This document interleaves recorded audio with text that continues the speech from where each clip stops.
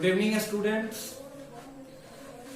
कैसे हैं आप लोग। उम्मीद करता हूं कि अच्छे होंगे और फंक्शन का पहला लेक्चर आप लोग देख चुके होंगे। ठीक है, अब इस लेक्चर में मैं पहले लेक्चर से आगे कंटिन्यू करता हूं। ठीक है, मैं क्वेश्चंस करा रहा था और मैंने एक क्वेश्चन करवाया था। ठीक है, अब मैं आगे बढ़ता हूं और अगला क्वेश्चन देखते हैं। ठीक है, तो अगला क्वेश्चन है हमारा, अगला जो क्वेश्चन है वो है इफ एक सेकेंड, बाहर से थोड़ा सा आवाजें आ रही है, एक बार मैं शांत करवा दूं।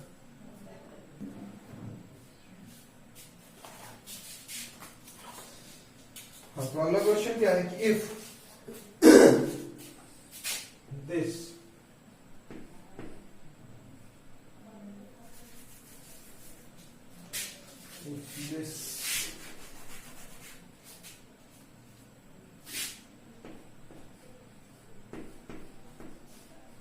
denotes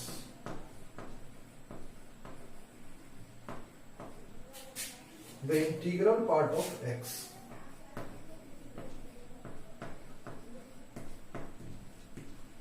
the integral part of x, this denotes the integral part of x for real x, for real x find the value, for real x find the value, find the value of integral part of 1 upon 4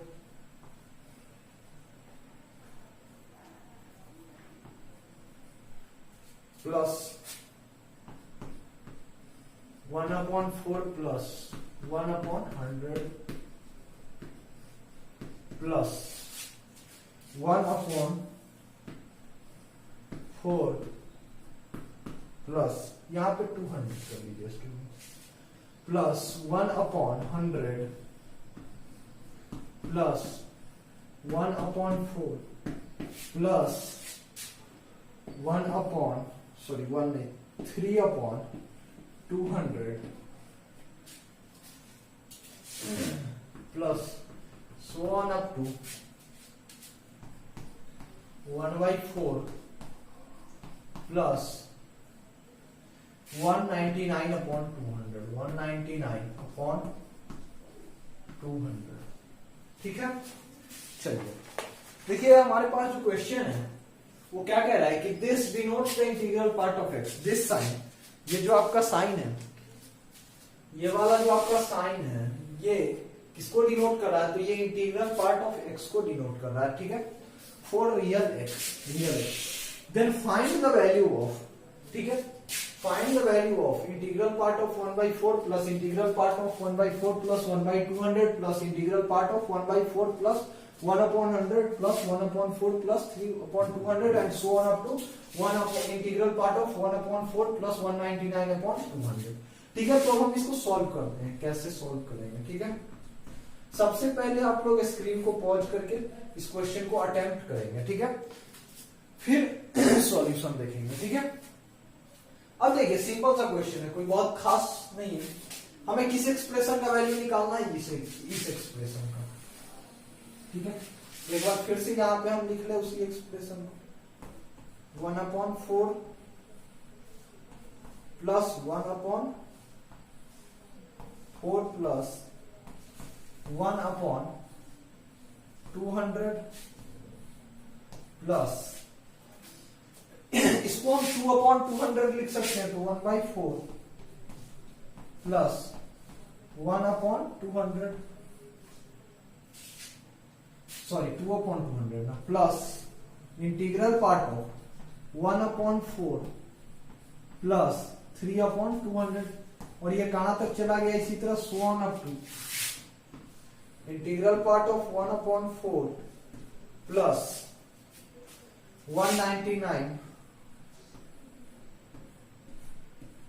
upon 200। ठीक है, ये आ चुका है। अब इस expression का हमें value find करना बहुत ही सिंपल सा है। देखिए कि 1/4 प्लस 3/4, ठीक है। का इंटीग्रल पार्ट कितना हो जाएगा, देखिए 3/3 प्लस 1/4, यानी कि 4/4, 1 का इंटीग्रल पार्ट 1, ठीक है। यानी कि जब 1/4 के साथ 3/4 हो, ठीक है, तब जाके इसका इंटीग्रल पार्ट कितना आएगा, 1, ठीक है। लेकिन अगर यहां 3/4 से कम हो तो ये टोटल अंदर वाला एक्सप्रेशन 1 से कम होगा और कोई पॉजिटिव 1 से कम होगा। 0 से 1 के बीच का किसी भी नंबर का इंटीग्रल पार्ट कितना हो जाता है, 0 हो जाएगा। तो जैसे ही ये 3/4 से कम होगा इसका वैल्यू क्या हो जाएगा, 0, ठीक है। इतना आप लोग समझिए। अब हम इसी से इस क्वेश्चन को रिलेट करते हैं, ठीक है।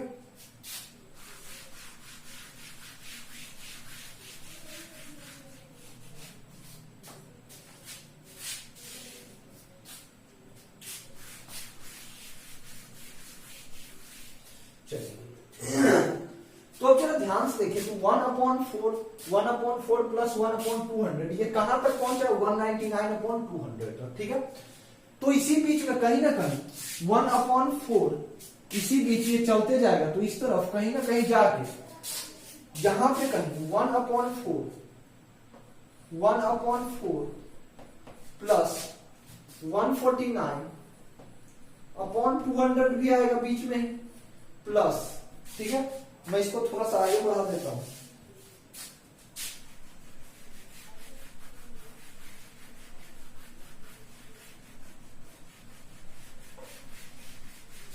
ठीक है।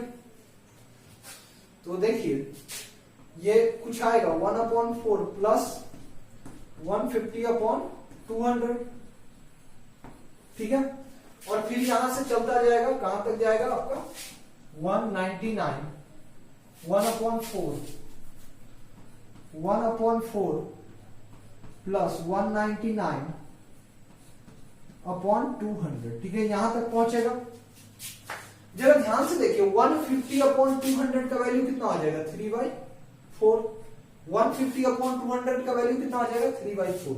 यानी कि यहां पे इस एक्सप्रेशन का वैल्यू कितना आएगा, अंदर वाले का वैल्यू आएगा 1, माने कि इसका इंटीग्रल पार्ट 1 आएगा, ठीक है। लेकिन इससे इधर वाला जो है यानी कि 149/200 148/200 से लेके 1/200 तक, जो यहां से शुरुआत से लेकर के 149/200 तक जो भी नंबर है 1/4 से जब आप ऐड करोगे तो रिजल्टेंट क्या 1 से तो कम ही आएगा। जब ध्यान से देखिए 1/4 प्लस 1/200 1 से कम होगा, इसी तरह 1/4 प्लस 2/200 ये भी 1 से कम होगा। और कहां तक अंदर वाला एक्सप्रेशन 1 से कम होता जाएगा, 149/200 तक। यहां तक जितना भी एक्सप्रेशन आएगा सब 1 से छोटा होगा, और सारे 1 से छोटे हैं तो इसका मतलब उनका इंटीग्रल पार्ट कितना हो जाएगा, 0। यानी कि इसका भी वैल्यू 0, इसका भी वैल्यू 0 आपका, इसका भी वैल्यू 0, इसका भी वैल्यू 0। ये 0 0 का सिलसिला कहां तक जाएगा, 149/200 तक, ठीक है। अब उसके बाद की बात कीजिए तो 150/200 पर कितना आ रहा है ये एक्सप्रेशन का वैल्यू, इसका अंदर वाले का कितना हो जा रहा है, जरा ध्यान से देखिए। तो इस अंदर वाले एक्सप्रेशन का वैल्यू क्या हो जा रहा है, इसका 1 हो जा रहा है, ठीक है। अब 150/200 से ज्यादा 1/4 में ऐड करते जाओगे आप तो एक्सप्रेशन तो 1 से ज्यादा आता जाएगा। लेकिन जरा ध्यान से देखो सबसे बड़ा नंबर है 199/200, अगर ये भी आप 1/4 में ऐड करोगे तो 2 से तो छोटा ही आ रहा है। इसका मतलब यहां से 150/200 से लेकर के 199/200 हर एक को 1/4 में ऐड करते जाओगे तो सारा का सारा वैल्यू 1 से तो बड़ा होगा लेकिन 2 से छोटा होगा। अच्छा, कोई भी नंबर 1 से 2 के बीच में तो उसका इंटीग्रल पार्ट कितना आएगा, 1 आएगा। तो यहां से लेके 150/200 से लेके 199/200 तक जितने भी टर्म है सबका वैल्यू कितना आ जाएगा, सबका इंटीग्रल पार्ट कितना आता जाएगा, 1 आता जाएगा, ठीक है। क्योंकि 150/200 से लेकर के 199/200 तक में हर एक को जब 1/4 से ऐड करोगे तो नंबर कितना आएगा, रिजल्टेंट नंबर 1 से 2 के बीच में, और उसका इंटीग्रल पार्ट कितना होता जाएगा, 1। तो यहां से चलते जाओगे तो आपका 1 कितनी बार आएगा, 50 से शुरू करो और 199 तक, 50 से लेकर 199 तक कितने टर्म आ गए, 50 टर्म। तो इसका मतलब 1 भी कितने टाइम आएगा, 50 टाइम। तो इस वैल्यू का देखिए 150 टाइम्स 0 आया तो 0 × 150, इसका रिजल्टेंट यही ना, 0 × 150। 1 कितने टाइम, 150 टाइम, तो 1 × 50, तो टोटल इसका वैल्यू कितना आ गया, 50 आ गया। तो आसान था बहुत ये क्वेश्चन, कोई टफ क्वेश्चन नहीं था, ठीक है। आई होप कि आप लोगों को अच्छे से समझ में आ रहा होगा। ठीक है, इसको नोट कीजिए, फिर हम अगले क्वेश्चन पे मूव करते हैं।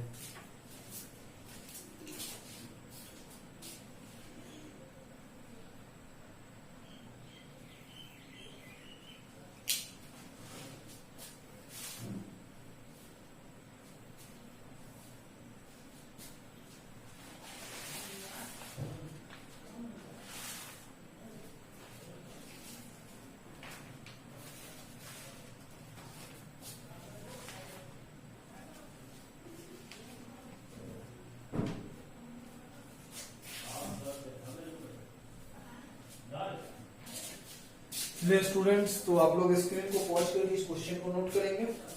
मैं इसको हटाने जा रहा हूं। ठीक है,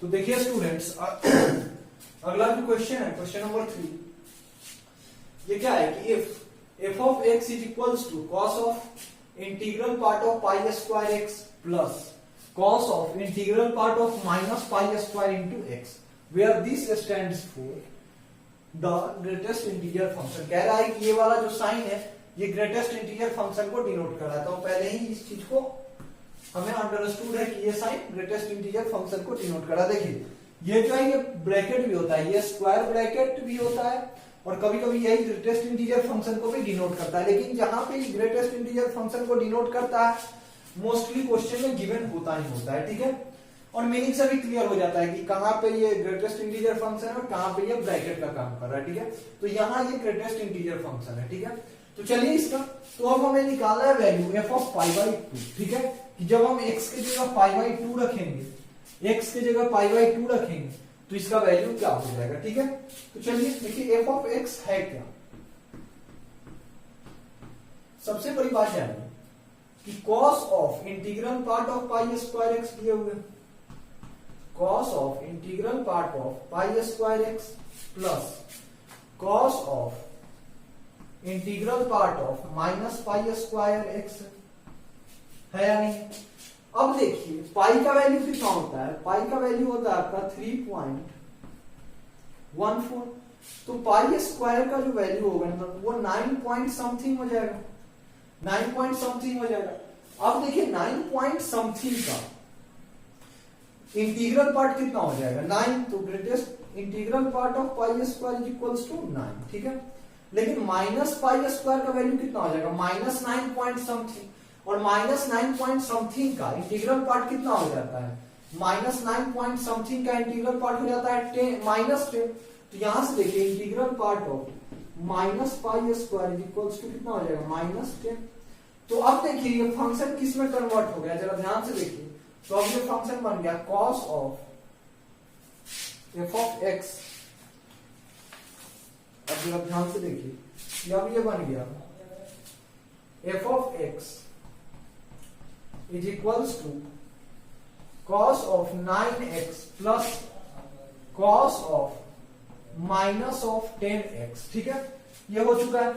आप एक चीज जानते हैं कि cos के अंदर माइनस जो है वो अपने आप एडजस्ट होके प्लस बन जाता है, क्योंकि cos ऑफ माइनस थीटा जो है, cos ऑफ माइनस थीटा जो है वो किसके इक्वल हो जाता है, cos थीटा के इक्वल। ठीक है ना। चलिए तो अब देख लीजिए f ऑफ x जो है कितना हो जाएगा cos of 9x plus cos of 10x हो जाएगा। अब देखिए तो f ऑफ π/2 का वैल्यू कितना हो जाएगा, cos of 9π/2 plus cos of 10π/2। ठीक है, आप जानते हैं स्टूडेंट्स कि 9π/2 को मैं क्या लिख सकता हूं, तो 9π/2 को हम लिख सकते हैं 4π प्लस π/2 प्लस 10π/2 कितना हो जाएगा cos ऑफ 5π, और cos ऑफ 5π को मैं क्या लिख सकता हूं 4π प्लस π। ठीक है, तो अब देखिए ये वाला जो है अब ये क्या बन गया, ये बन गया आपका 4π तो निकल जाएगा। ठीक है, तो cos π/2। ठीक है, प्लस cos पाई, ठीक है। अब देखिए cos पाई बाई 2 का वैल्यू कितना होता है 0, cos पाई बाई 2 0 और cos पाई कितना -1, तो इसका वैल्यू कितना हो गया -1, ठीक है। इस क्वेश्चन को आप लोग आई होप कि अच्छे से समझ गए होंगे। अब इसको नोट कीजिए, फिर हम आगे मूव करते हैं।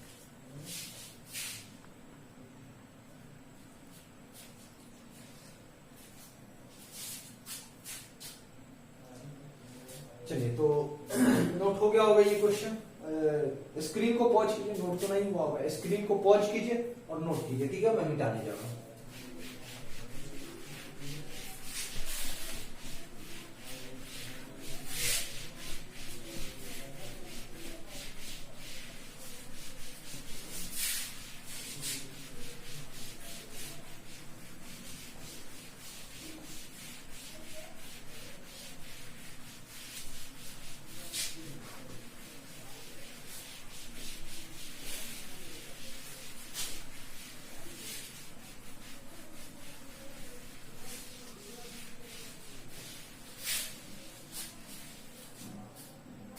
तो अगला क्वेश्चन है स्टूडेंट्स आपका,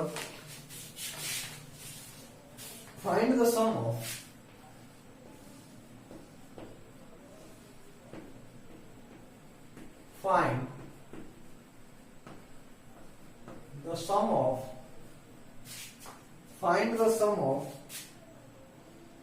all positive integral values,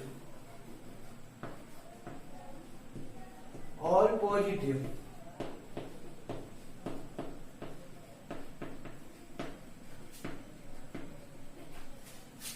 values, find the sum of all positive integral values of a where a belongs to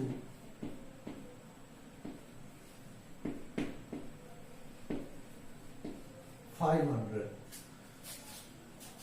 for which the equation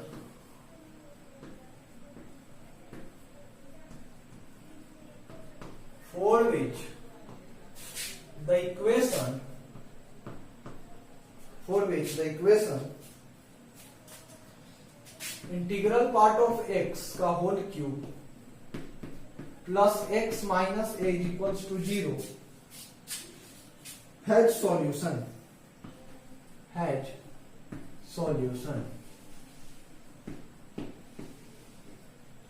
solution bracket में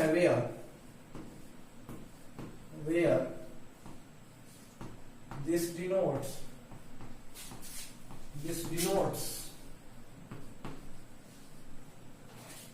the greatest integer function, where this denotes the greatest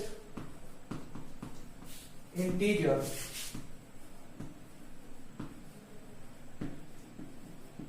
function,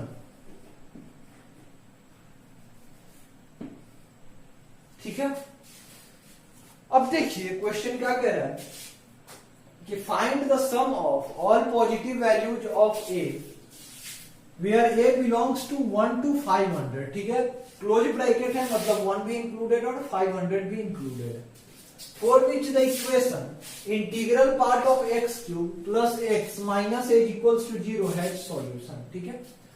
देखिए एक equation है, ठीक है, integral part of x का whole cube plus x minus as equals to 0, ठीक है। अब क्वेश्चन कह रहा है कि ये का वो सारा इंटीग्रल वैल्यूज का सम निकालिए जिसके लिए इस इक्वेशन का सॉल्यूशन एग्जिस्ट कर रहा हो, ठीक है। ए का उन सारे वैल्यूज का सम निकालिए, ए के उन सारे वैल्यूज का सम निकालिए जिसके लिए इस इक्वेशन का सॉल्यूशन एग्जिस्ट कर रहा हो। यानी कि इस क्वेश्चन को अगर हम थोड़ा सा और मॉडिफाई करें तो ये क्वेश्चन इस तरह का बन जाएगा, integral part of x cube plus x is equals to ए।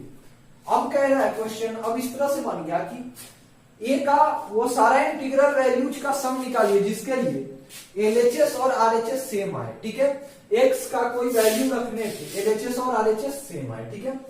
क्या कहा मैंने कि ए के उन सारे इंटीग्रल वैल्यूज का सम निकालिए जिन वैल्यूज के लिए एक्स का कोई वैल्यू रखने पे एलएचएस और आरएचएस सेम आए, ठीक है। समझ में आया क्या?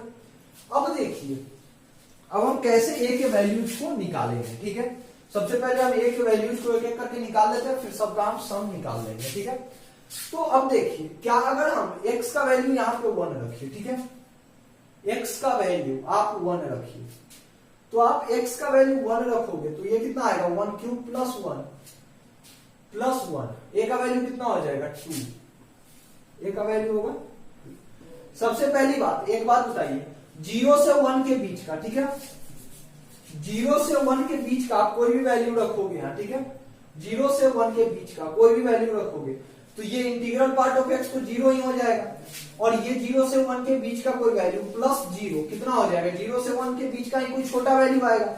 अच्छा क्या a 0 से 1 के बीच में आ सकता है? नहीं, क्योंकि देखिए a का रेंज 1 से स्टार्ट ही हो रहा है, ठीक है, तो हम a का वैल्यू 1 से छोटा तो नहीं ले सकते हैं, ठीक है, तो हम x का वैल्यू अगर 1 से छोटा यहां रखेंगे, ठीक है, तब जो वैल्यू आएगा a का वो तो हम नहीं ले सकते हैं, ठीक है। अब देखिए अगर हम आगे बढ़ के बात करें कि अगर x का वैल्यू 1 या 1 से 2 के बीच में हम कोई भी वैल्यू ले, ठीक है, 1 या 1 से ज्यादा, तो जैसे ही हम, एक मिनट यहां मुझे क्वेश्चन चेक करने दीजिए, शायद यहां पे इंटीग्रल पार्ट होगा, नहीं सही, ठीक है, यहां x ही है। अब देखिए अगर हम 1 से 2 के बीच का कोई वैल्यू ले तो इंटीग्रल पार्ट ऑफ x कितना हो जाएगा 1 हो जाएगा, प्लस ये कितना हो जाएगा 1 या 1 से कोई बड़ा नंबर, अगर 1 से बड़ा मैंने लिया है तो उस केस में a का वैल्यू 2 या 2 से कुछ बड़ा होगा, लेकिन हमें a का कौन सा वैल्यू निकालना है, पॉजिटिव इंटीग्रल वैल्यू ही निकालना है, ठीक है। तो क्या हम a का वैल्यू 2 पॉइंट समथिंग तो कुछ नहीं ले सकते, लेकिन अगर हम a का वैल्यू 2 ले ले, ठीक है, a का वैल्यू अगर हम 2 ले ले तो क्या इस सॉल्यूशन, इस इक्वेशन का सॉल्यूशन एग्जिस्ट कर जाएगा। अगर हम a का वैल्यू 2 ले लेंगे तो इक्वेशन कुछ इस तरह का बन जाएगा, और इस केस में सॉल्यूशन तो एग्जिस्ट कर रहा है, x का वैल्यू 1 रखने पे ये इक्वेशन, इस इक्वेशन का सॉल्यूशन आ जाएगा। तो a का वैल्यू 2 जो है उस केस में सॉल्यूशन एग्जिस्ट कर रहा है, यानी कि a का एक वैल्यू जो है रिक्वायर्ड वैल्यू में से a का एक वैल्यू तो 2 आ जाएगा, ठीक है। अब देखिए 2 मीन्स 2 को यहां पे ऐसा लिखिए ना 1 क्यूब प्लस 1, ज्यादा बेहतर होगा, 1 क्यूब प्लस 1, ठीक है। अब आगे बात करते हैं कि देखिए अगर 1 से 2 के बीच का अगर हम कोई भी वैल्यू यहां x में रखें, 1 से 2 के बीच का, 1 ना रख के 1 से 2 के बीच का, तो a का वैल्यू 1 से 2 के बीच का ही कुछ आएगा, क्योंकि ये आपका आएगा 1 एग्जैक्टली, और ये 1 से थोड़ा सा बड़ा, यानी कि 1 से 2 के बीच में 1 पॉइंट समथिंग रखने पे, x को 1 पॉइंट समथिंग रखने पे a कितना आ जाएगा 2 पॉइंट समथिंग, लेकिन a को तो हम 2 पॉइंट समथिंग नहीं ले सकते, इसीलिए a का एक वैल्यू आ गया हमारे पास 1 क्यूब प्लस 1। अब देखिए अगर हम a का वैल्यू 2 सॉरी x का वैल्यू 2 रखें, ठीक है, x का वैल्यू 2 रखें तो ये कितना हो जाएगा 2 क्यूब, 2 का इंटीग्रल पार्ट 2 और 2 क्यूब 8 प्लस 2 10, यानी कि a का वैल्यू 2 क्यूब प्लस 2 अगर हम रख दें तो एक सॉल्यूशन तो एग्जिस्ट कर जाएगा। a का वैल्यू हम 2 क्यूब प्लस 2 रखें तो एक सॉल्यूशन एग्जिस्ट करेगा, जिसमें सॉल्यूशन क्या होगा x बराबर 2, ठीक है, तो a का एक सॉल्यूशन तो 2 क्यूब प्लस 2 भी हो जाएगा। क्या बताइए 1 क्यूब प्लस 1 और 2 क्यूब प्लस 2 के बीच का कोई भी नंबर क्या इस इक्वेशन का सॉल्यूशन हो पाएगा। अगर a को हम इन दोनों के बीच का कोई नंबर a के लिए रख दे, ठीक है, तो क्या वो रखने पे इस इक्वेशन का सॉल्यूशन एग्जिस्ट कर पाएगा, नहीं कर पाएगा, क्योंकि आप कुछ भी रखोगे, ठीक है, a का वैल्यू इन दोनों के बीच का कोई भी इंटीजर रखोगे, ठीक है, तो वो रखने पे x का कोई भी ऐसा वैल्यू एग्जिस्ट नहीं करेगा जिसके लिए LHS और RHS इक्वल हो जाए, ठीक है। जैसे आप देखिए ये कितना है 2 क्यूब प्लस 2 कितना हो जाएगा 8 प्लस 2 10, और ये कितना है 2, तो 2 और 10 के बीच का कोई भी नंबर, जैसे अगर a को 4 ही आप रख देते हैं, ठीक है, तो a को अगर आप 4 ही रख देते हैं, integral part of x cube plus x is equals to अगर आप 4 ही रख देते हैं, ठीक है, तो क्या x का कोई भी ऐसा वैल्यू आ पाएगा जिसके लिए इस एक्सप्रेशन का वैल्यू 4 हो जाए, नहीं होगा, बिल्कुल नहीं होगा। x का वैल्यू अगर आप 1 से 2 के बीच में रखते हो, ठीक है, 1 से 2 के बीच में, तो इस पूरे का वैल्यू जो है आपका 2 से लेकर 3 के बीच में ही होगा, ठीक है, 2 से 3 के बीच में, तो 2 से 3 के बीच में भी रखने पे इसको ये तो 4 नहीं आएगा। अगर 2 से कोई बड़ा नंबर रखते हैं, ठीक है, 2 से कोई बड़ा नंबर रखते हैं तो उसके बारे में हम यहाँ पे अब डिस्कस करते हैं, ठीक है। 2 से बड़ा नंबर अगर आप 3 रखोगे, ठीक है, 3 यहाँ पे रखोगे तो a का वैल्यू कितना हो जाएगा 3 इंटू 27 प्लस 3, यानी कि ए का वैल्यू जब आप 3 क्यूब प्लस 3 रखोगे तब तो एक सॉल्यूशन एग्जिस्ट कर जाएगा, ठीक है। 3 क्यूब प्लस 3 रखोगे ए का वैल्यू तो एक सॉल्यूशन एग्जिस्ट कर जाएगा, वो सॉल्यूशन कितना होगा 3 हो जाएगा, ठीक है। लेकिन अगर 3 क्यूब इस 2 क्यूब प्लस 2 से बड़ा और 3 क्यूब प्लस 3 से छोटा अगर ए का कोई भी वैल्यू रखोगे तो जिस तरह इन दोनों के बीच का कोई भी नंबर रखने पे सॉल्यूशन एग्जिस्ट नहीं कर रहा था, उसी तरह इन दोनों के बीच का भी कोई नंबर रखने पे सॉल्यूशन एग्जिस्ट नहीं करेगा, ठीक है। इसी तरह आप x का वैल्यू 4 भी रख सकते हो। x का वैल्यू 4 रखने पे यहां कितना बन जाएगा, a is equals to integral part of 4 cube plus 4, ठीक है।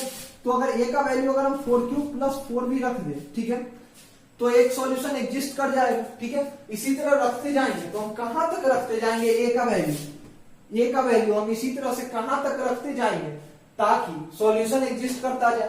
तो स्टूडेंट्स देखिए 5 क्यूब का वैल्यू कितना होता है 5 इंटू 5 इंटू 5 125, ठीक है। इसके लिए भी सॉल्यूशन एग्जिस्ट करेगा, यानी कि a का वैल्यू 5 क्यूब प्लस 5 भी हो सकता है, ठीक है।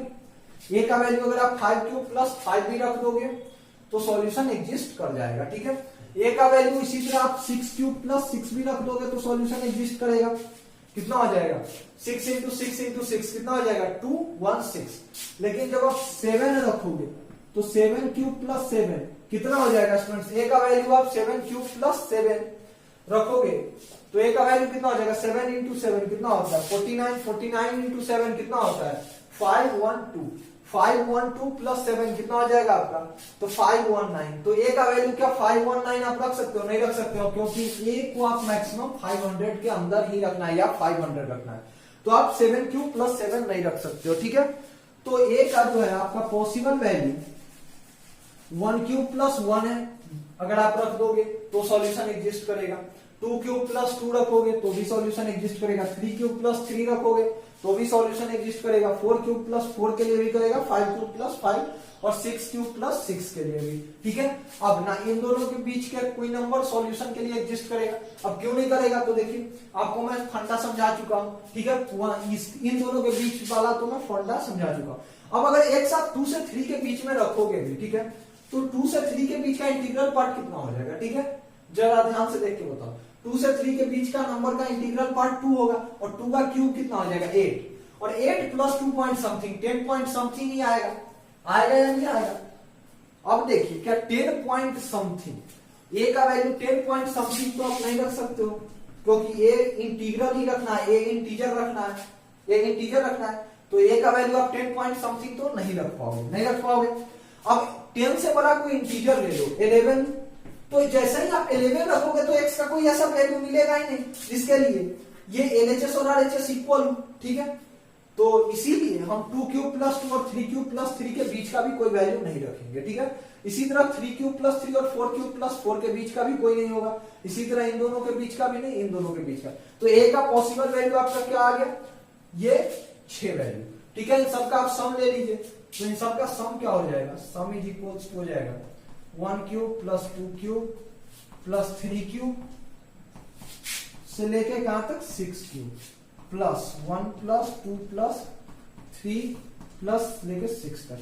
अच्छा आप जानते हैं कि फर्स्ट एन नेचुरल नंबर का सम क्या होता है n इंटू एन प्लस 1/2, और फर्स्ट एन नेचुरल नंबर के क्यूब का सम n इंटू एन प्लस 1/2 का स्क्वायर।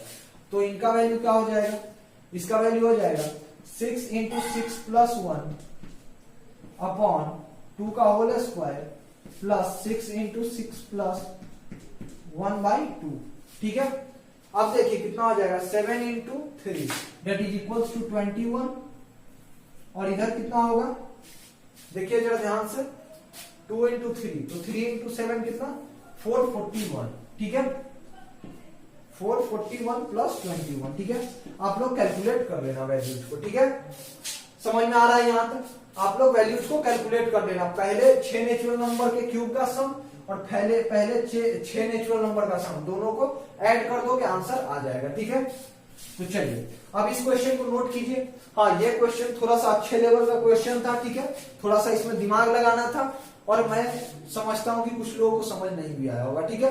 लेकिन जिन लोगों को नहीं आया परेशान नहीं हो, इस वीडियो को 3 बार 4 बार देखे, इस क्वेश्चन को बार बार अटेम्प्ट करें, ठीक है। अगर फिर भी कोई डाउट हो तो ग्रुप में डाल के पूछ सकते हैं, ठीक है। मैं फिर से एक्सप्लेन करने की कोशिश करूंगा, ठीक है। तो इसको नोट कीजिए, और थोड़ा सा अच्छा क्वेश्चन है तो VVI मार्क कर दीजिए, अच्छा कॉन्सेप्ट है इसमें। चलिए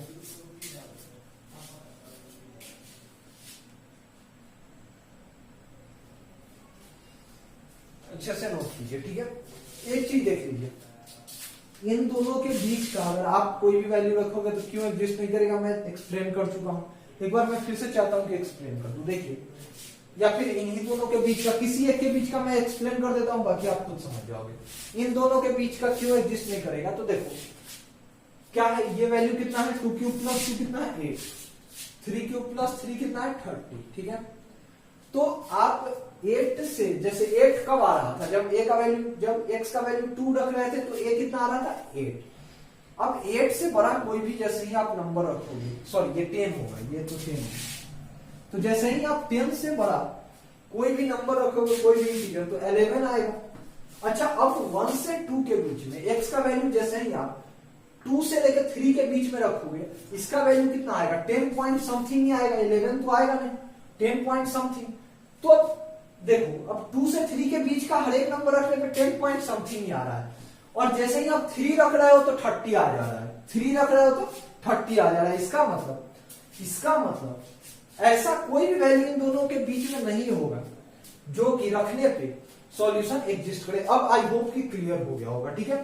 तो अब इसको स्क्रीन को पॉज करके नोट करेंगे, अब मैं आगे बढ़ता हूं, ठीक है।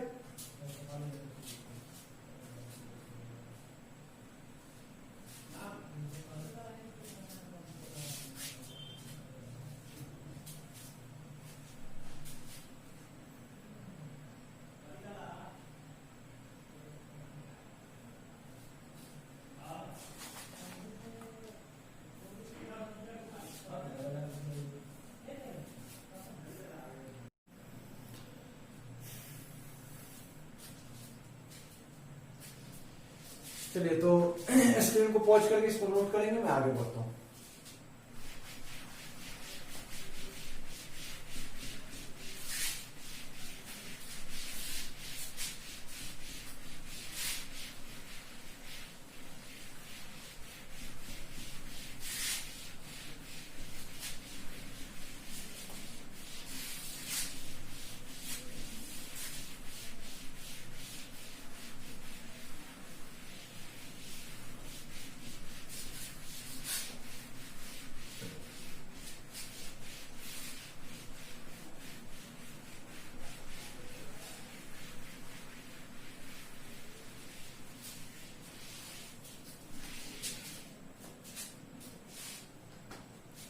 चलिए, अगला क्वेश्चन है,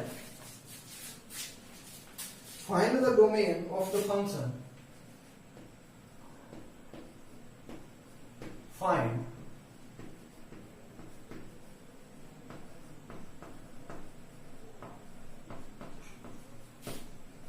the domain of the function, find the domain of the function given by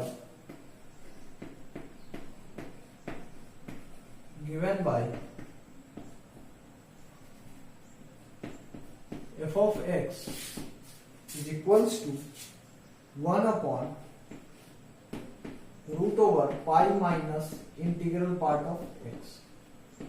ठीक है,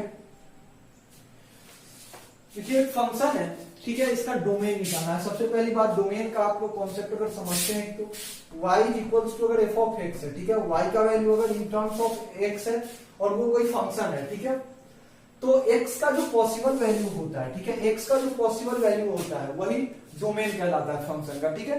तो यहां जो है x का आप जो जो वैल्यू ले सकते हो, ठीक है, उन वैल्यूज को इस फंक्शन का डोमेन कहा जाएगा, ठीक है। तो क्या है function, f of x is equals to 1 upon root over pi minus integral part of x, ठीक है। अब देखिए यहां जो है अंडर रूट डिनोमिनेटर में, ठीक है, सबसे पहली बात तो अंडर रूट के अंदर का वैल्यू हमेशा पॉजिटिव होता है और साथ ही डिनोमिनेटर में है तो ये जीरो भी नहीं होगा, ठीक है। तो पाई minus integral part of x जो है हमेशा ग्रेटर देन 0 होना चाहिए, ठीक है, हमेशा ग्रेटर देन 0 होना चाहिए, तभी अंडर रूट डिफाइंड होगा।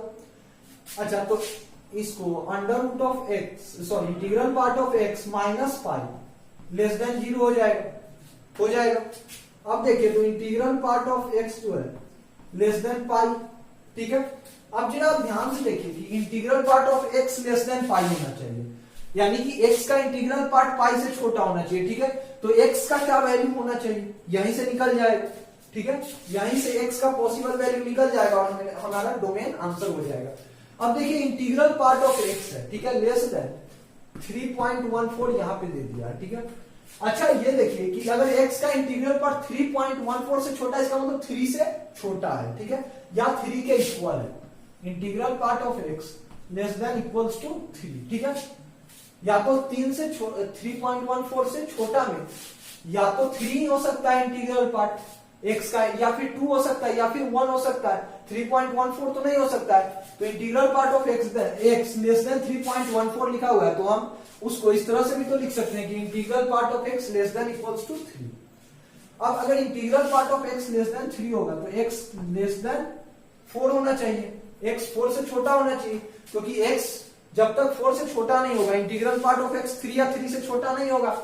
अगर आप x का वैल्यू 4.1 ले लेते हो तो इंटीग्रल पार्ट ऑफ x कितना हो जाएगा, 4 हो जाएगा, ठीक है। इसी तरह integral part of x 5 point something लोगे x का वैल्यू, तो इंटीग्रल पार्ट ऑफ x कितना हो जाएगा 5, तो 3 से तो बड़ा आ रहा है, तो 4 से छोटा लोगे, 4 लेने पर भी इंटीग्रल पार्ट ऑफ x 4 आ जाएगा ना।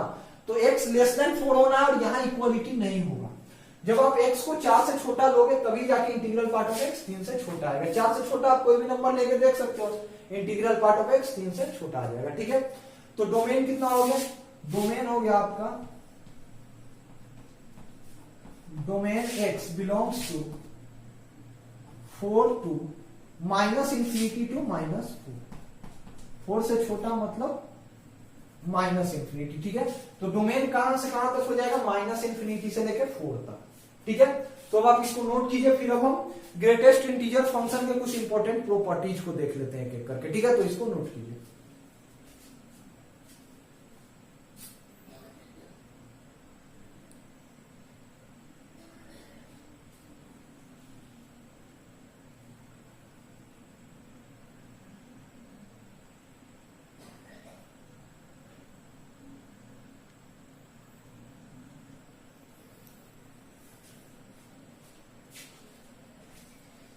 चलिए अब ग्रेटेस्ट इंटीजर के प्रॉपर्टीज को एक एक करके स्टडी करते हैं, ठीक है। जिसमें सबसे पहला प्रॉपर्टी है वो कह रहा है greatest integer of x less than equals to x and sorry greatest x is greater than equals to greatest integer function of x and less than equals to greatest integer function of x plus 1, ठीक है। बड़ा ही simple सा property, आप लोग clear हो रहा होगा, और नहीं हो रहा है तो मैं एक एग्जांपल से क्लियर कर देता हूं, ठीक है।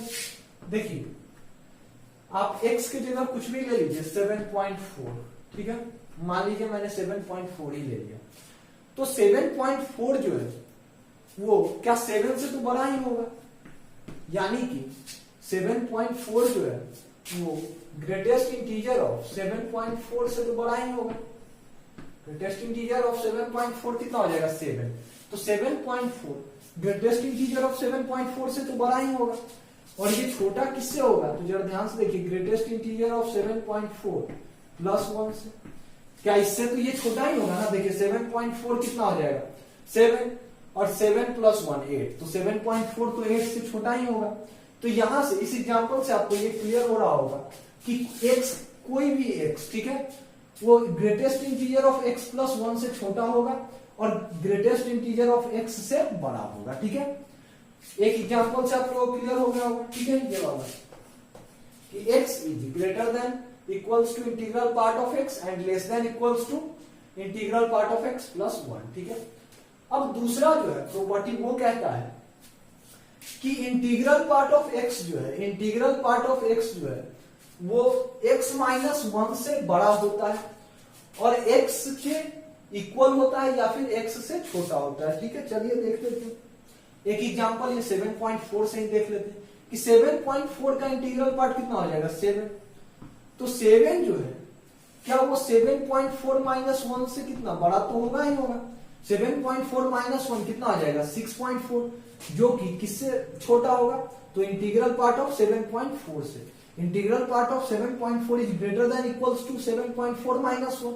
तो यहां तक तो आप लोग क्लियर हो गया, ठीक है ये वाला। अब इस पार्ट को देख लेते हैं, क्या 7.4 से तो छोटा होगा, 7.4 का इंटीग्रल पार्ट जो है 7.4 से तो छोटा ही होगा। तो वही चीज लिखा हुआ है integral part of x greater than equals to integral part of x, ठीक है। यहां तक तो ग्रेटर वाला तो समझ में आ गया, लेकिन यहाँ पे इक्वालिटी का साइन हुई है, ठीक है। तो इक्वालिटी कब आएगा, तो इक्वालिटी आएगा इंटीजर के केस में, कि अगर कोई इंटीजर हो जाए, मान लीजिए कोई नंबर 8 ही होता, ठीक है, तो 8 का इंटीग्रल पार्ट भी 8 होता, और 8 माइनस 1 कितना हो जाता 7। तो 8 इज लेस देन, यहां पे देखिए इक्वालिटी नहीं है, क्योंकि ये integral part of x minus 1 के इक्वल कभी नहीं होगा, ठीक है। तो यहां से देख पा रहे हैं कि आप 8 जो है यानी कि 8 जो है 8 का इंटीग्रल पार्ट 8 के इक्वल आ रहा है, लेकिन 7 से बड़ा आ रहा है, ठीक है। तो इन दोनों एग्जांपल से आप लोगों को ये क्लियर हो गया होगा कि इंटीग्रल पार्ट ऑफ x जो है x से छोटा होगा या फिर x के इक्वल होगा। इसमें इक्वल हो रहा है और यहाँ पे छोटा हो रहा है, तो ये clear integral part of x less than equals to x and greater than equals to x minus 1। और इन दोनों एग्जांपल से वो क्लियर हो गया होगा कि ग्रेटर कैसे होगा, ठीक है। अब आते हैं हम तीसरे पे, ठीक है, कि तीसरा प्रॉपर्टी क्या कहता है। तीसरा प्रॉपर्टी क्या कहता है वो हम देख लेते हैं।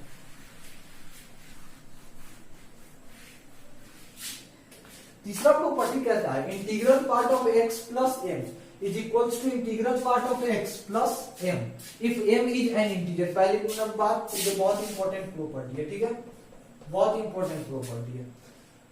तो integral part of x plus m किसके इक्वल हो जाएगा, integral part of x plus m if m is an integer. एक एग्जांपल देखिए, ठीक है, मान लीजिए m की जगह मैंने ले लिया 4, ठीक है, m एक इंटीजर है, और x की जगह कुछ भी 7.4 ही लिए थे, तो वही चलते हैं उसी के साथ। तो देखिए 7.4 प्लस 4 का इंटीग्रल पार्ट कितना हो जाएगा, 7.4 का 4 प्लस 4 का इंटीग्रल पार्ट 7.4 प्लस 4 कितना हो जाएगा 11.4, और उसका इंटीग्रल पार्ट कितना हो जाएगा 11 हो जाएगा। अब देखिए आप m को बाहर निकाल दीजिए, यानी कि इस 4 को डायरेक्ट बाहर निकाल दीजिए, ठीक है, और तब इसका वैल्यू कैलकुलेट कीजिए। तो कितना बचेगा, integral part of 7.4 plus 4, integral part of 7.4 कितना होगा 7 and that is plus 4 that is equals to 11। तो यहां से आप लोगों को ये क्लियर हो गया होगा कि इंटीजर के केस में अगर integral part of x plus m लिखा हुआ है, ठीक है, जहां अगर ये इंटीजर है तो हम इसको बाहर निकाल के रख सकते हैं, ठीक है, इसका वैल्यू इसके वैल्यू के इक्वल ही आएगा। वो इस एग्जांपल से आप लोगों को क्लियर हो गया होगा, ठीक है, कि आप ये देखिए आप 7.4 प्लस 4 का इंटीग्रल पार्ट कितना आ रहा है 11, और 7.4 का इंटीग्रल पार्ट प्लस 4 भी कितना आ रहा है 11। तो इस एग्जांपल से ये प्रॉपर्टी भी क्लियर हो गया होगा कि अगर अंदर में कोई इंटीजर है, किसी नंबर के साथ, किसी वेरिएबल के साथ अगर किसी इंटीजर को ऐड किया गया है, ठीक है, और उसका इंटीग्रल पार्ट लेना है, तो हम इंटीजर को बाहर खींच के इंटीजर को बाहर खींच के रख दे, ठीक है, और सिर्फ x का या इंटीग्रल पार्ट निकाल के उस इंटीजर से जोड़ दे, तब भी वैल्यू सेम ही आएगा, ठीक है। अब चलिए अगले प्रॉपर्टी पे आते हैं, प्रॉपर्टी नंबर 4, ठीक है।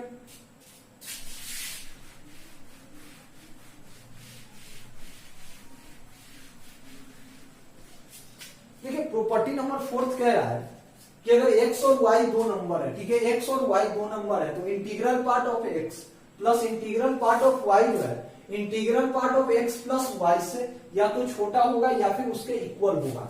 और साथ ही ये integral part of x plus y integral part of x plus integral part of y plus 1 से छोटा होगा या फिर उसके इक्वल होगा।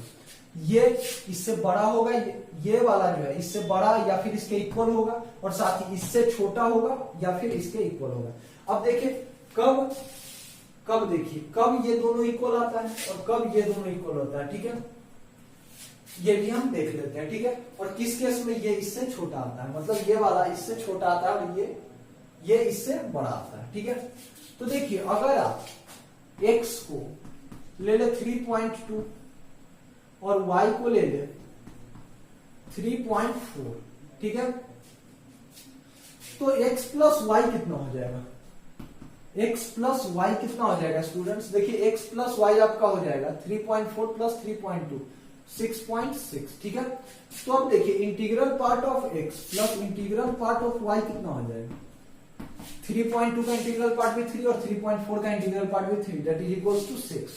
और x प्लस y का इंटीग्रल पार्ट कितना हो जाएगा, x प्लस y का इंटीग्रल पार्ट हो जाएगा 6। तो integral part of x plus integral part of y plus 1 कितना हो जाएगा, 7 हो जाएगा, होगा।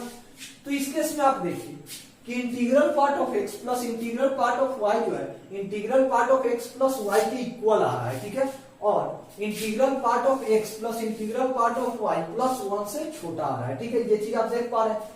अब देखिए ये इसके इक्वल आ रहा है लेकिन इससे छोटा आ रहा है, तो ये इसके इक्वल कब आता है, ये इसके इक्वल कब आता है, जब इन दोनों नंबर्स का डेसिमल्स का सम अगर 1 से कम हो, ठीक है, तो ये इसके इक्वल आ जाता है। और अगर इन दोनों के डेसिमल्स का सम 1 से ज्यादा हो जाता तो ये वाला इसके इक्वल आता, ठीक है, ना कि इसके इक्वल, इससे बड़ा आता, इससे बड़ा आता और इसके इक्वल आता। अब देख लीजिए एक एग्जांपल उस पर भी मैं ले लेता हूं कि अगर यही x की जगह 3.2 के जगह मैं 3.7 कर दूं, ठीक है, y को मैं 3.4 ही रहने देता हूं, ठीक है।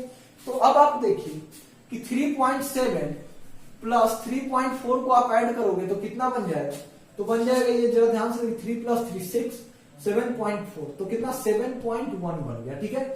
तो अब देखिए कि integral part of x plus integral part of y कितना रह जाएगा 6 ही, क्योंकि 3.7 का इंटीग्रल पार्ट 3 और 3.4 का इंटीग्रल पार्ट 3, तो ये तो 7 ही रह जाएगा। लेकिन integral part of x plus Y अब कितना बन जाएगा 7, ठीक है। अच्छा अब देखिए integral part of x plus integral part of y plus 1 कितना अभी 7 ही रह जाएगा। तो इस केस में देखिए कि integral part of x plus y integral part of x plus integral part of y plus 1 के इक्वल आ रहा है और इससे बड़ा आ रहा है integral part of x plus integral part of y से बड़ा आ रहा है। तो अगर डेसिमल का सम 1 से ज्यादा हो जाए तो ये और ये इक्वल आता है, साथ ही ये इससे बड़ा आता है, ठीक है। लेकिन अगर डेसिमल्स का सम 1 से ज्यादा हो गया तो ये इक्वल इससे बड़ा, और डेसिमल्स का सम 1 से छोटा तो ये दोनों इक्वल और ये इन दोनों से बड़ा, ठीक है, समझ में आ रहा है। तो यानी कि मोटा मोटी ये कहना है कि integral part of x plus y, ठीक है, इससे बड़ा या बराबर होगा और इससे छोटा या इसके बराबर होगा, ठीक है। और कब कब होगा, कब क्या होगा वो मैं समझा चुका हूं, ठीक है। तो अब आते हैं हम अगले प्रॉपर्टी पे, ठीक है, प्रॉपर्टी नंबर 5। प्रॉपर्टी नंबर 5 कह रहा है कि integral part of minus x is equals to integral minus times integral part of x, ठीक है। लेकिन साथ ही एक कंडीशन दिया है कि ये प्रॉपर्टी तब वैलिड होगा जब x इंटीजर हो जाए, और अगर x इंटीजर नहीं हुआ तो integral part of minus x minus times integral part of x minus 1 के इक्वल आएगा, ठीक है। अब देखिए एग्जांपल एक लेके देख लेते हैं। अगर x इंटीजर हो जाए तो मैं 7 ले लेता हूं एक इंटीग्रल वैल्यू, तो इंटीग्रल पार्ट ऑफ -7 कितना हो जाएगा -7 के इक्वल, यानी कि minus times integral part of 7 के इक्वल आ जाएगा। आएगा या नहीं आएगा, देखिए माइनस इंटीग्रल पार्ट ऑफ -7 कितना आ गया, minus times integral part of 7 के इक्वल आ जाएगा। 7 का इंटीग्रल पार्ट 7 होता है और माइनस टाइम्स 7 -7 हो जाएगा। लेकिन अगर यही -7.4 हो जाए, ठीक है, तो अब इसका -7.4 का इंटीग्रल पार्ट क्या हो जाएगा, तो जरा ध्यान से देखिए -7.4 का इंटीग्रल पार्ट कितना हो जाएगा -8 हो जाएगा। यानी कि ये किसके इक्वल आ गया, minus times integral part of 7 -1 के इक्वल आया या नहीं आया, समझ में आ रहा है। तो वही चीज यहाँ पे लिखा हुआ है कि अगर x देखिए x यहाँ पे इंटीजर हो रहा था, यहाँ पे x इंटीजर था तो integral part of -x minus times integral part of x के इक्वल आ गया, -7 का इंटीग्रल पार्ट माइनस टाइम्स 7 के इंटीग्रल पार्ट के इक्वल आ गया। लेकिन वही अगर इंटीजर नहीं है, ठीक है, अगर इंटीजर नहीं है तो x का निगेटिव टाइम्स जो है, x का निगेटिव टाइम्स जो है वो किसके इक्वल आ रहा है, x का निगेटिव टाइम्स, यानी कि 7.4 का निगेटिव टाइम्स किसके इक्वल आ रहा है -8, यानी कि minus times integral part of 7.4 -1 के इक्वल आ रहा है या नहीं आ रहा है। तो वही चीज मैं यहाँ पे लिखा हुआ है, ठीक है, कि ये इसके इक्वल तब आएगा जब एक्स इंटीजर हो और ये इसके इक्वल जब एक्स इंटीजर नहीं हो। इतना क्लियर है? अब इसी से ये बन गया है, ठीक है। तो अगर ये क्लियर है तो हम इस पे बढ़ते हैं, ठीक है। अब देखिए ये इसके इक्वल होगा, इसका मतलब अगर हम इसको इधर ला दे तो कितना हो जाएगा, minus time integral part of minus x plus minus times integral part of x का वैल्यू कितना आ जाएगा, 0। तो एक्स जब इंटीजर होगा तो minus of integral part of minus x plus integral part of x का वैल्यू कितना आ जाएगा, 0। इसको इधर ला जाओगे तो ये माइनस में इधर आएगा तो प्लस हो जाएगा ना, तो इन दोनों का सम कितना, 0 हो जाएगा। तो वही चीज लिखा हुआ है कि एक्स इंटीजर के केस में इन दोनों का सम 0। लेकिन अगर इंटीजर नहीं होगा तब इसको इधर लाओगे तो दोनों का सम किसके इक्वल आएगा, -1 के इक्वल। तो वही इन दोनों का सम -1 तब होगा जब एक्स इंटीजर नहीं हो, ठीक है। तो आई होप कि ये सारा प्रॉपर्टी आप लोगों को क्लियर हो गया होगा, ठीक है। ये सारा का सारा आप लोगों को क्लियर हो गया होगा। इसको नोट कीजिए, फिर कुछ और प्रॉपर्टी है जिसको हम आगे डिस्कस अभी करेंगे।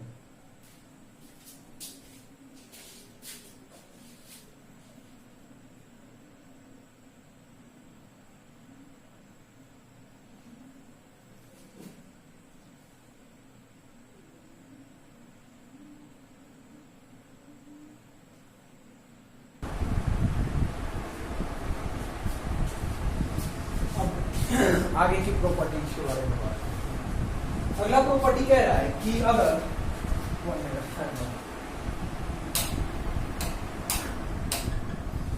देखिए अगला जो प्रॉपर्टी है वो कह रहा है कि अगर x का इंटीग्रल पार्ट n से बड़ा है या n के इक्वल है तो इसका मतलब x भी n से बड़ा या फिर n के इक्वल होगा। दैट मीन्स कहने का मतलब है कि अगर देखिए n के जगह अगर मैं कोई वैल्यू ले लूं कि अगर integral part of x greater than equals to 3, अगर देखिए तो इसका मतलब क्या होगा कि x 3 से बड़ा है या फिर 3 के इक्वल है, तभी ना इसका इंटीग्रल पार्ट भी 3 से बड़ा या 3 के इक्वल आएगा।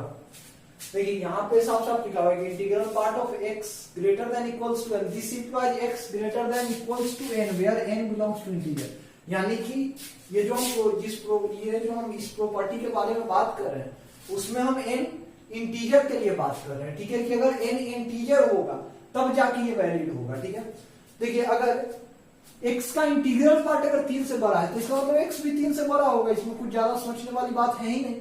अगर 3 से छोटा कोई नंबर हो जाता है जैसे 2.4 तो उसका इंटीग्रल पार्ट कितना आ जाएगा, 2।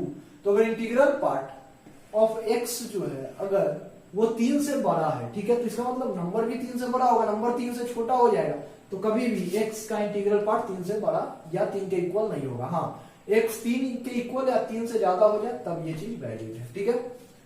अब आइए अगले प्रॉपर्टी पे। देखिए कह रहा है कि integral part of x greater than n, this implies, यहां पर भी इंटीग्रल के लिए ही कि n एक इंटीजर है उसके लिए ही बात हो रही है, ठीक है। ये आपके समझ में आ गया कि integral part of x greater than n, this implies x greater than equals to n plus 1। देखिए अगर इंटीग्रल पार्ट ऑफ x जो है इंटीग्रल पार्ट ऑफ x वो n से बड़ा है तो इसका मतलब x n प्लस 1 से बड़ा या उसके बराबर होगा। क्यों? देखिए यहां और यहां में ज्यादा डिफरेंस नहीं, सिर्फ ये इक्वलिटी का साइन है, ठीक है।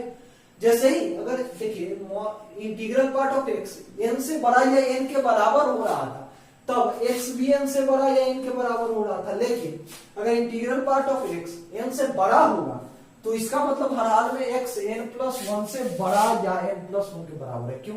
तो देखिए इंटीग्रल पार्ट ऑफ x 3 से बड़ा कब होगा, तो देखिए 3 से बड़ा इंटीग्रल पार्ट ऑफ x 3 से बड़ा होगा, इसका मतलब ये 4 या 4 से बड़ा, ठीक है, क्योंकि 3 से 4 के बीच में इंटीग्रल पार्ट ऑफ x का कोई वैल्यू नहीं आएगा। Integral part of x greater than 3 लिखा हुआ है, इसका मतलब integral part of x greater than equals to 4 हो गया, और integral part of x greater than equals to 4 इसका मतलब x is greater than equals to 4। तो इसका मतलब integral part of x greater than 3, this implies integral part of x greater than 3, this implies x greater than equals to 4। अगर integral part 3 से बड़ा है तो x 4 या 4 से बड़ा है। इसी तरह अगर इंटीग्रल पार्ट m से बड़ा है तो इसका मतलब x जो है n प्लस 1 से बड़ा या n प्लस 1 के बराबर है, ठीक है। क्या देखिए यहाँ ये 3 प्लस 1 से बड़ा या 3 प्लस 1 के बराबर आ रहा है, उसी तरह इंटीग्रल पार्ट ऑफ x अगर n से बड़ा होगा तो x n प्लस 1 से बड़ा या n प्लस 1 के बराबर आ जाएगा। तो ये प्रॉपर्टी भी आपको क्लियर हो गया होगा, आई होप।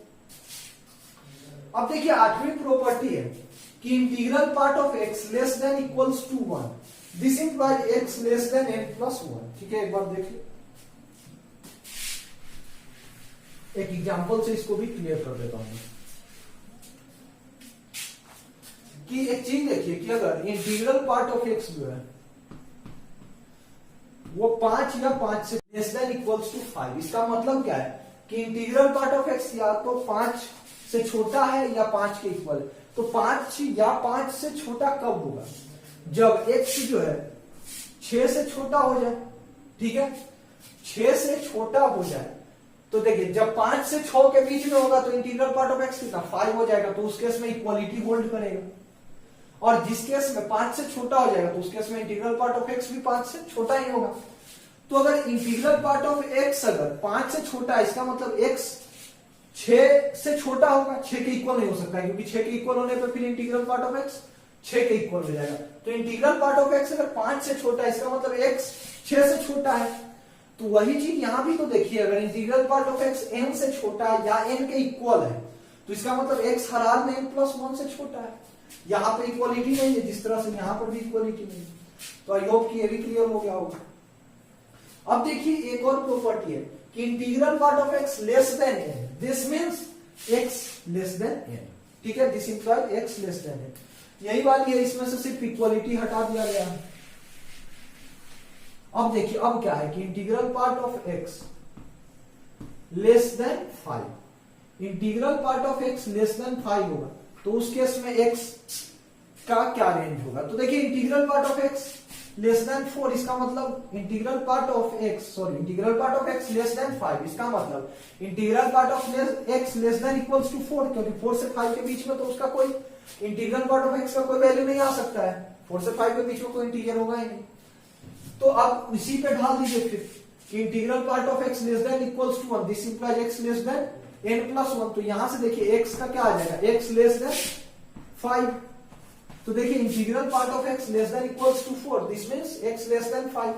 तो आप पूरा देखिए, ओवरऑल देखिए क्या आ गया रिजल्ट कि integral part of x less than 5, this means this implies x less than 5। तो उसी चीज को यहाँ पे जनरलाइज कर दिया गया है किसी भी इंटीजर के लिए कि integral part of x less than n, this implies x less than n।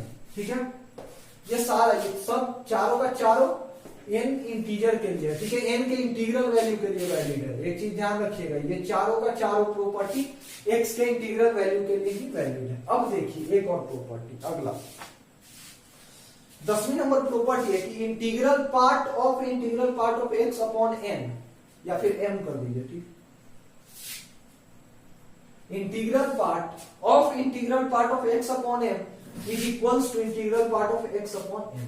ठीक है, अगर आप इंटीग्रल पार्ट ले चुके हैं, ठीक है, अगर आप integral part of x upon m का इंटीग्रल पार्ट ले रहे हैं, ठीक है, या फिर आप x अपॉन m का सीधा इंटीग्रल पार्ट ले रहे हैं, ठीक है, दोनों इक्वल आ रहे हैं। आप x पर इंटीग्रल पार्ट चढ़ा के तब m से डिवाइड करके फिर उसका ओवरऑल इंटीग्रल पार्ट ले, या फिर आप x को डायरेक्ट m से डिवाइड करके उसका इंटीग्रल पार्ट ले ले, दोनों इक्वल ही आएगा। एग्जांपल से मैं क्लियर कर देता हूं। आप थोड़ी देर के लिए m को कुछ ले लो, m इंटीजर है तो m एक पॉजिटिव इंटीजर है, इंटीजर में भी m एक पॉजिटिव इंटीजर है। ठीक है, इंटीजर में भी तो m को आप ले लो कुछ, m को मैं ले लेता हूं 5। ठीक है, m को मैंने क्या ले लिया 5,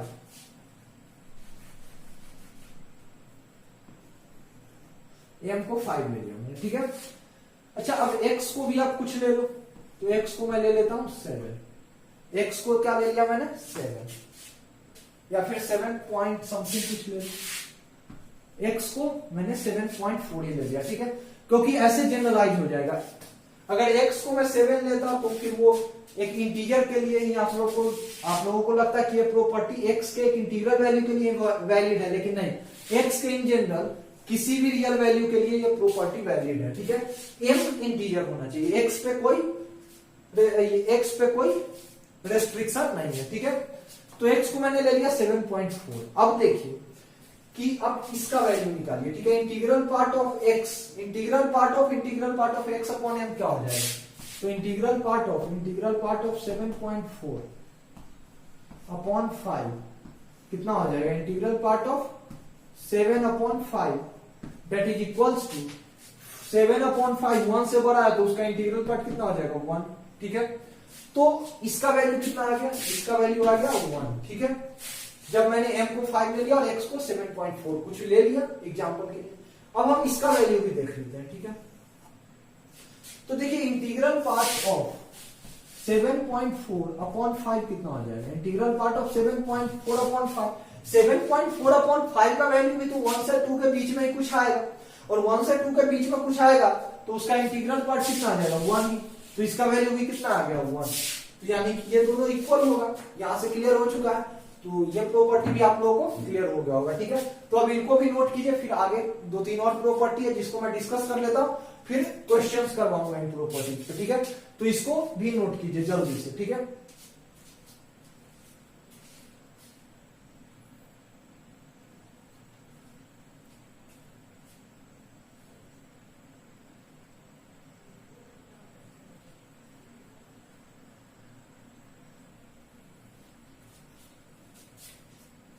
तो ये स्टूडेंट्स अब हम बात करते हैं अगले प्रॉपर्टी के बारे में। देखिए 11th प्रॉपर्टी क्या कहता है कि integral part of x plus integral part of x plus 1/m plus integral part of x plus 2/m plus integral part of x plus 3/m plus integral part of से लेके एकदम so on तक जाएगा। ठीक है, 3 से मतलब यहां एंड नहीं होगा, देखिए plus so on up to integral part of x plus m minus 1 upon m is equals to integral part of m into x where m is an integer। ठीक है, यहां इस साइड तक आप लोगों को दिख रहा है, लेट मी चेक,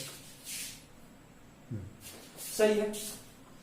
तो देखिए ये प्रॉपर्टी क्या कह रहा है, integral part of x plus integral part of x plus 1/m plus integral part of x plus 2/m plus integral part of x plus 3/m से लेके integral part of x plus m minus 1/m का जो value होगा वो क्या हो जाएगा, integral part of m into x, जहां m क्या है, इंटीजर है। ठीक है, इस प्रॉपर्टी का प्रूफ मैं क्वेश्चन के फॉर्म में आगे कराऊंगा, अभी इस प्रॉपर्टी को याद रखिए। ठीक है, अब ये प्रॉपर्टी वैलिड, एक आज मैंने क्वेश्चन आप लोगों को करवाया था, इस प्रॉपर्टी पे आप लोग अगर लगाते तो डायरेक्ट ही सॉल्व हो जाता। ठीक है, क्वेश्चन क्या था, तो इस प्रॉपर्टी को आप लोग लिख लीजिए। ठीक है, मैं क्वेश्चन को भी याद दिलाता हूँ। x की जगह था, आपको याद होगा, x की जगह था 1/4। ठीक है, और m की जगह था 200। ठीक है, इसी तरह चलता गया था, 1/4 1/4 plus 1/200 1/4 plus 2/200 1/4 plus 3/200 plus 1/4 plus 4/200 and so on up to कहां तक था, 1/4 प्लस 199 अपॉन 200। यहां देखिए अंत कहां हो रहा है, m माइनस 1 अपॉन m तक पर हो रहा है ना, तो वहां m की जगह क्या था, वहां उस क्वेश्चन में m की जगह था आपका 200। ठीक है, कितना था, 1/200 2/200 3/200 इस तरह से था, और x की जगह कितना था 1/4। ठीक है, तो अभी हम इस प्रॉपर्टी, क्या ये प्रॉपर्टी सही है या नहीं, अभी हम पता लगा लेते हैं। देखिए इसके अनुसार, इस प्रॉपर्टी के अनुसार इसका आंसर कितना आना चाहिए, integral part of m into x, इसका मतलब 1/4 टाइम्स 1/4 इंटू 200 का इंटीग्रल पार्ट, ये किसके इक्वल हो जाएगा, 50 के इक्वल। और उस समय भी हमारा आंसर 50 आया था, जब हमने सॉल्व करके क्वेश्चन को हमने सॉल्व किया तो हमारा आंसर क्या आया था, 50। और यहाँ डायरेक्ट अप्लाई करने पे, इस प्रॉपर्टी को अप्लाई करने पर भी आंसर कितना आ रहा है, 50। इसका मतलब ये प्रॉपर्टी बिल्कुल सही है। ठीक है, तो यहाँ पे तो मैंने ये, चलिए आप लोगों को प्रॉपर्टी लिख दिया, आपको याद भी रखना है, ये प्रॉपर्टी बहुत इंपॉर्टेंट प्रॉपर्टी है, इसको अप्लाई करना भी सिखा दिया, साथ ही साथ मैंने आपको ये भी दिखा दिया कि ये प्रॉपर्टी सही है। एक एग्जांपल पे मैंने इसको पॉट करके ये भी समझा दिया कि हाँ ये प्रॉपर्टी बिल्कुल सही है, लेकिन इसका प्रॉपर प्रूफ मैं आगे दूंगा क्वेश्चन के थ्रू। ठीक है, चलिए।